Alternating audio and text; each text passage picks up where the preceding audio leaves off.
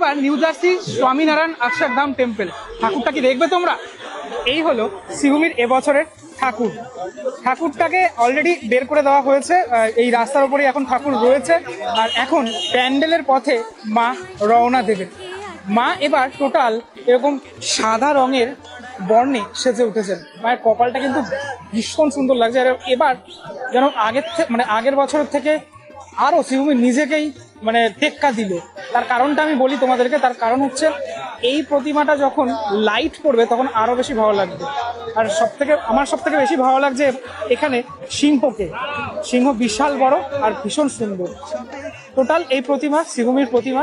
আর কিছুদিন পরেই দুর্গাপুজোর সময় তোমরা আসলে অবশ্যই খুব সুন্দরভাবে দেখতে পারবে এই মাতৃ প্রতিমা। আর এবছর প্রতিমার সাথে সাথে কিন্তু শ্রীভূমির যে মণ্ডপ, সে মণ্ডপও এই সাদা রঙের।